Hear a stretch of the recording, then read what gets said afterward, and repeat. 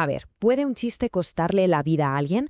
Parece una pregunta exagerada, ¿verdad? Pues hoy vamos a ver que no lo es tanto. Vamos a meternos de lleno en la batalla, a veces mortal, entre la sátira en España y el poder. Una lucha que ha sentado a humoristas en el banquillo, los ha metido en la cárcel y a algunos incluso les ha costado la vida. Para empezar, fijaos en esta cita.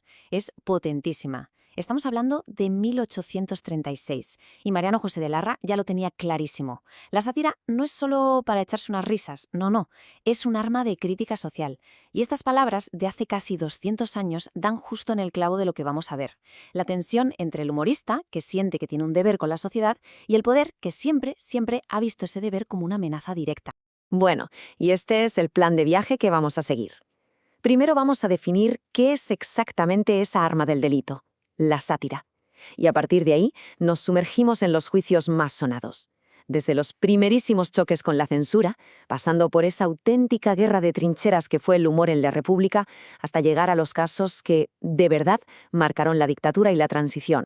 Venga, pues primera parada, el arma de la sátira. Porque claro, para entender por qué se la ha juzgado con tanta dureza, lo primero es lo primero.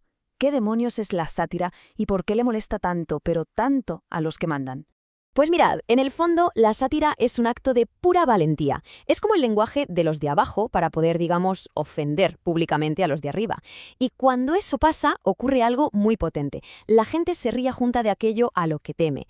Y esa risa compartida crea una conexión, una especie de unidad que el poder, bueno, eso no lo puede controlar.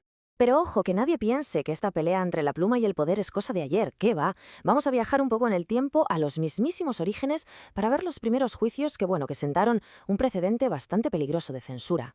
La cosa es que en España tenemos una tradición satírica muy arraigada. Empezó casi como un acto de guerrilla, en hojas sueltas para resistir a la invasión napoleónica, y poco a poco fue creciendo, echando raíces en periódicos que se volvieron clave en el debate público del siglo XIX. Daba igual la época, el humor siempre se las ha apañado para encontrar un hueco.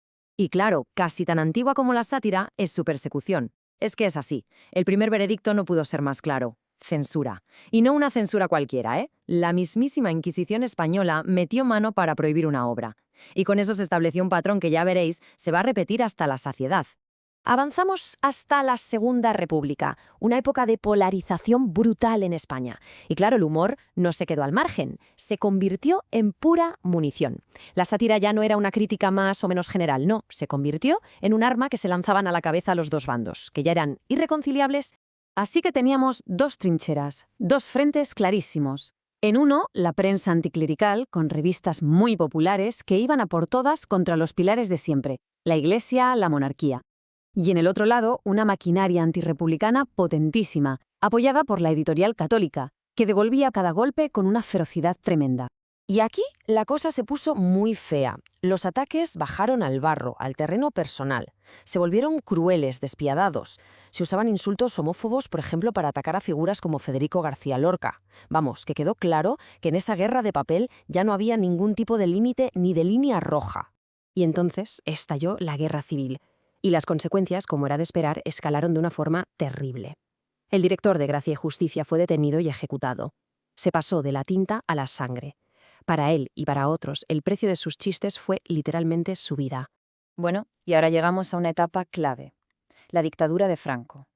Y aquí tenemos que hablar de la Codorniz, la que para muchos fue la revista de humor más audaz de la época.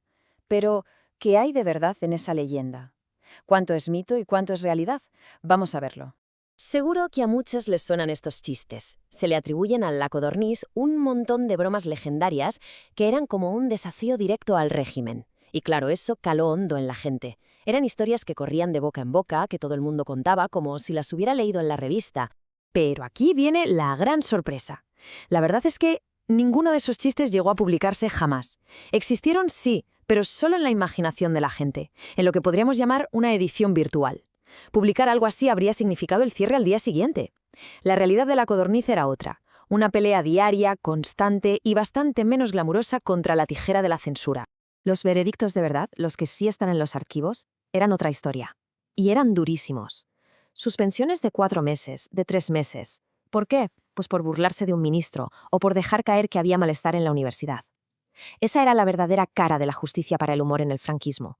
Un castigo implacable por cosas que, vistas hoy, nos parecen súper sutiles. Y llegamos a la transición. Y aunque parezca mentira, la cosa se puso todavía más peligrosa. Las consecuencias dejaron de ser solo legales y culminaron en un ataque violentísimo y trágico. Estamos a 20 de septiembre de 1977. Un grupo terrorista de ultraderecha, la AAA, coloca una bomba en las oficinas de la revista satírica El Papus. El objetivo estaba claro: silenciarlos de la forma más brutal. La bomba mató a una persona, a Juan Peñalver Sandoval. Y él no era ni periodista ni dibujante de la revista, era el conserje del edificio. Una víctima completamente inocente que solo pasaba por allí en el peor momento posible. Y es que este atentado no salió de la nada. Fue la culminación de años de acoso contra la revista. Hablamos de juicios, de multas, de suspensiones, de amenazas constantes. Y lo más sangrante de todo, los terroristas que pusieron la bomba jamás fueron identificados.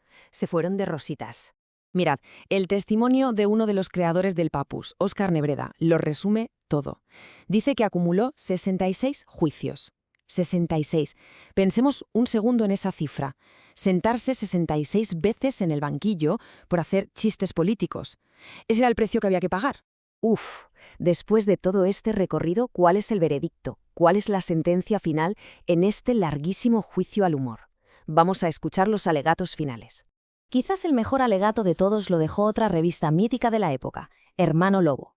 En su número de despedida dejaron este testamento para sus lectores: permaneced libres y cachondos. No se me ocurre una forma mejor de decirlo, un llamamiento a no perder nunca ni la libertad, ni por supuesto el sentido del humor. Y claro, toda esta historia de censura, de juicios, de violencia, nos deja flotando una pregunta que sigue muy viva hoy. Después de todo lo que hemos visto, ¿de verdad ha salido el humor del banquillo de los acusados? ¿O simplemente han cambiado los jueces, las leyes y el tipo de sentencias? Porque el juicio, la verdad, parece que sigue abierto.